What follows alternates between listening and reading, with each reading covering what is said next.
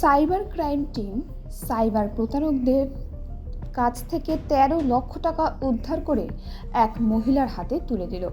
কিছুদিন আগে মুম্বাই ক্রাইম ব্রাঞ্চের আধিকারিক পরিচয় দিয়ে এক মহিলার সঙ্গে প্রতারণার ঘটনা ঘটে গেছিল এক প্রতারক।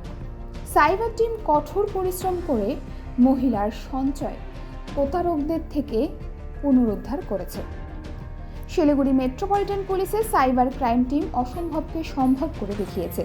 সাইবার প্রতারণার ঘটনায় সাইবার টিম বড় সাফল্য অর্জন করেছে। কঠোর পরিশ্রমের ফলে সাইবার ক্রাইম টিম শিলিগুড়ির এক মহিলার জীবনভর সঞ্চয় প্রতারকদের হাত থেকে উদ্ধার করতে সক্ষম হয়েছে। এদিন সাইবার ক্রাইম টিম প্রতারিত মহিলার কাছে টাকা ফিরিয়ে দেয়। জানা গিয়েছে, সেপ্টেম্বর মাসের ২১ তারিখে এক মহিলা প্রতারণার বিষয়ে সাইবার ক্রাইমে লিখিত অভিযোগ দায়ের করেছিলেন।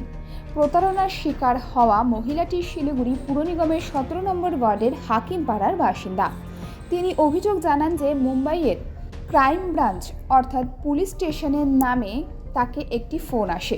সেই ফোনে তাকে বলা হয় যে তার মোবাইল, সিম কার্ড এবং আধার কার্ড বেআইনি কাজে ব্যবহার করা হয়েছে এবং তার এক সঙ্গীকে গ্রেফতার করা হয়েছে। তাকে গ্রেফতার করা হবে শুনে মহিলা ভয় পেয়ে যান। এই ভয়কে কাজে লাগিয়ে প্রতারক মহিলার থেকে তাকে গ্রেফতার থেকে বাঁচানোর জন্য টাকা দাবি করেন। মহিলা ভয়ে নিজের সঞ্চিত মোট ১৩ লক্ষ টাকা ব্যাংক ট্রান্সফার করে দেন। এরপর তিনি ঘটনাটি তার ছেলেকে জানান। এরপর অনুসন্ধান করে জানা যায় যে তার সঙ্গে একটি প্রতারণামূলক ফোন করে লক্ষ লক্ষ টাকা হাতিয়ে নেওয়া হয়েছে। অভিযোগের ভিত্তিতে তদন্তে নেমে ১৫ দিনের মধ্যেই সেই টাকা উদ্ধার করতে সক্ষম হয় সাইবার ক্রাইম থানা। ২০/৯/২০২৪ একজন ভদ্র মহিলা সাইবার ক্রাইম আমাদের যে থানাটা আছে সেখানে আসেন। ওনার বাড়ি হচ্ছে হাকিমপাড়া, আন্ডার শিলিগুড়ি পিএস। উনি বলেন কি, আমি একটা আননোন নাম্বার থেকে, ইনফ্যাক্ট দুটো নাম্বার ছিল আননোন নাম্বার, পরপর ওনার কাছে ফোন আসে। ওরা বলে কি আমি মুম্বাই পুলিশ থেকে বলছি, আর ওনারা অভিযোগ করে কি আপনার ব্যাংক অ্যাকাউন্টে হিউজ মানি ট্রানজ্যাকশন হয়েছে, এর জন্যে আপনার সিম কিন্তু ব্লক করে দেওয়া হবে, আপনার ব্যাংক অ্যাকাউন্ট ফ্রিজ করে দেওয়া হবে, আর আপনার এগেনস্টে এফআইআর লজ করা হবে। ওনারা এটাও বলেন কি আপনার যে ছেলে আছে ওকে যদি আপনি কন্ট্যাক্ট করার চেষ্টা করেন বা ওকে আপনি যদি বলেন, তাহলে ওর জব থেকে কিন্তু আমরা ডিসমিস করিয়ে দেব। এই ভয়ে ভদ্র মহিলা ওনার অ্যাকাউন্ট থেকে সেদিনই, ঘটনাটা হয়েছিল ১৮ তারিখে, কিন্তু কমপ্লেন্ট ২০ তারিখে হয়েছে, তো উনি ১৮ তারিখে ১৩ লক্ষ টাকা ওনার অ্যাকাউন্ট থেকে যে অ্যাকাউন্ট নাম্বার দেওয়া হয়েছিল সেখানে ট্রান্সফার করে দেন। এই ঘটনাটা কিন্তু ঘটে ১৮ তারিখেই, ফোনটা ১৮ তারিখে আসে, কমপ্লেন্টটা কিন্তু ২০ তারিখে হয়েছিল। এরপর ২০ তারিখেই আমরা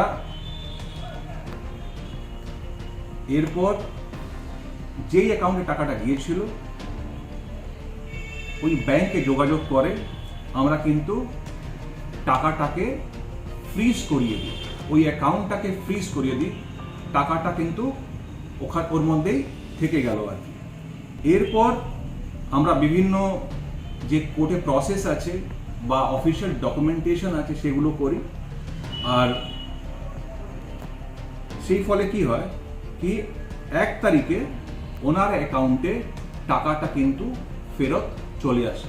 যে ১৩ লক্ষ টাকা যে উনি ভদ্র মহিলা যে ডিফ্রডেড হয়েছিলেন, সেটা হয়েছিল ঘটনাটা ১৮ তারিখে, কমপ্লেন্ট আমরা পেয়েছিলাম ২০ তারিখে, আর এন্টায়ার প্রসেস করে ১ তারিখে মানে ১/১০/২০২৪ আমরা কিন্তু ১৩ লক্ষ টাকা ওনার কিন্তু ব্যাংক অ্যাকাউंटे फिरिए दी।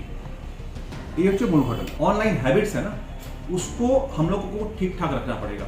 ऑनलाइन हैबिट्स का मतलब ये हुआ कि कोई भी सस्पिशियस लिंक्स हो, कोई भी मैलिशियस लिंक्स हो, उस पर क्लिक वगैरह नहीं करें, और कोई भी अपना पर्सनल इंफॉर्मेशन कभी भी शेयर नहीं करें, क्योंकि जितने भी ऑर्गेनाइजेशंस हैं कोई भी पर्सनल इंफॉर्मेशन नहीं मांगती। तो इसलिए हम लोगों को पर्सनल इंफॉर्मेशन शेयर नहीं करना चाहिए, और किसी तरह का कोई भी अगर लिंक हो, मैलिशियस लिंक हो, सस्पिशियस लिंक हो, तो उस पर क्लिक नहीं करना चाहिए। और अगर किसी ने कर भी दिया तो जितनी जल्दी पुलिस के पास आए उतनी हम लोग फास्ट हेल्प कर पाएंगे।